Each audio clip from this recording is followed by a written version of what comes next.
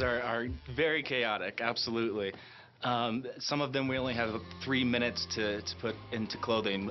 In Fergie's Quick Change, we have 3 people in there assisting with, putting on shoes, and then we've got the hair and makeup.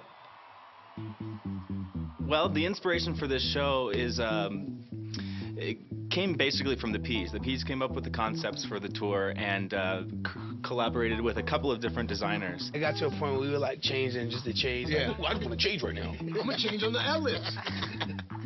we simplified it. It started with like 20. Then we went to 15. We have a designer named B. Ackerland who did the Ps clothes.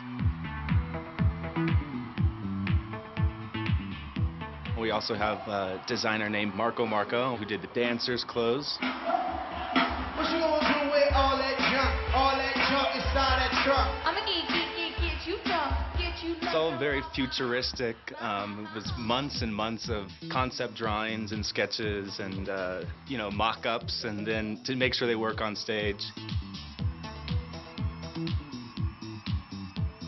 In the beginning, they all sort of came up with their one solo look, which is their baby.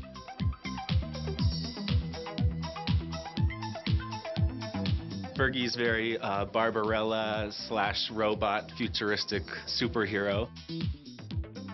Will.i.am has his futuristic chromed out robot. Taboo has his suit, which has electroluminescent wiring all down the sleeves and the arms.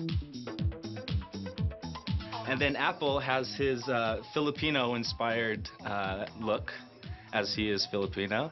We had a Filipino designer do all of the flocking onto his shirt, and it basically represents his family and his heritage, so that was pretty cool. So this piece here, this is Fergie's solo piece when she does Fergalicious and Glamorous. This is definitely one of the more impressive pieces in the show. We got this piece probably about 3 days before our first show. So when Fergie first tried it on, it had spikes all over the arms and she had spikes all over the shoes. So when she got on stage, started dancing, the spikes started cutting her up. So, we have to sort of feel out the pieces for the first couple shows and see what works and what doesn't. And obviously, those pieces didn't work, so we had to make some adjustments. This is probably our quickest change with Fergie. Because we do a completely different look with hair and makeup as well.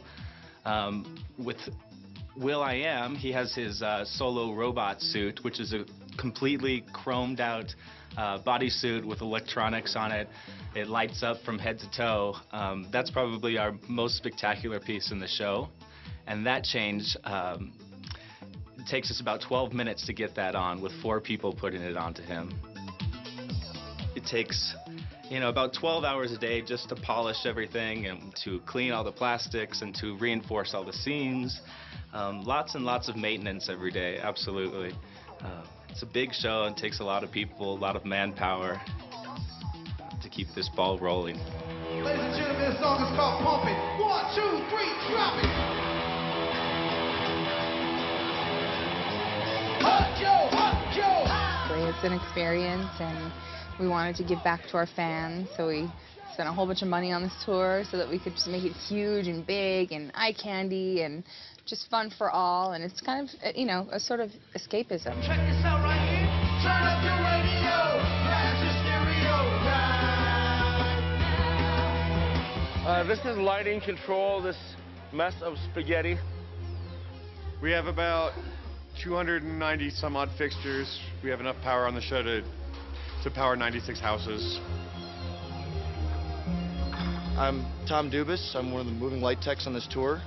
Been touring for a couple of years now. I actually started in 2007, right after getting back from Iraq.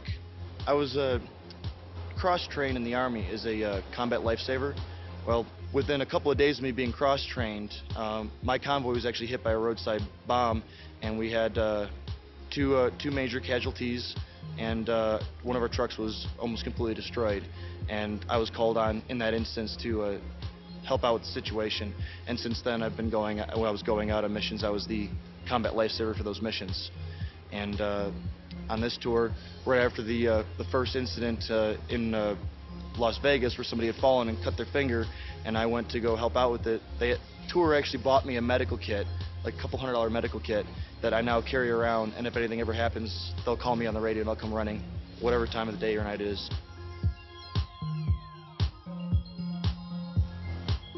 Once you're in with the crew long enough, they kind of become your family, and I just kind of feel that responsibility that even if it's a little bit outside my training, I'll still jump in and try and help them because we're all a family out here, and that's without question. From the lighting night, you can expect a lot of very colorful displays, a lot of changes, and it goes really well with the costuming and the music and the video content, which is a lot of video content, and the video and lighting goes together really, really well. So I expect a very exciting show. Very exciting show. We actually have 9 different fields of video that we're putting content on. We have the portrait screens. We have the 2 projection screens up there that show the live camera. So if you're sitting up in the nosebleeds, you still feel like you're close because you can see the close-ups. In the middle, you see the silver emblem. There's a video screen behind that. That's called the medallion. And behind it all is a big 76-foot wall of low-res. We also have double-stacked projectors up here that project onto this black curtain. The curtain is not to hide the band, it's to project Mr. Boom. Mr. Boom is the image on the album cover from the E.N.D album. And we project with the double projectors up there to make the image of Mr. Boom. So this is Video World, very straightforward stuff, a 2-man gig back here. My main job is basically maintenance to maintain the video screen, make sure that it works every single day, all that kind of stuff. This is a director's desk right here, and we have an unmanned camera out there. It's a wide shot. That's basically a shot from the front of house, one of the main front of house cameras. So that lets us know and keep track of everything out there on stage, and we can see if we have any issues. And it looks like I have a little issue on the stage left, which I'll deal with here in a second. You know, taking advantage of the new media tools and, you know, expanding what a group is, you know. An editor is just as important as a person that makes beats. A code writer is just as important as a person who choreographs. You know, just expanding what the Black Eyed Peas is and can be. And yeah, that's something I'm really passionate about.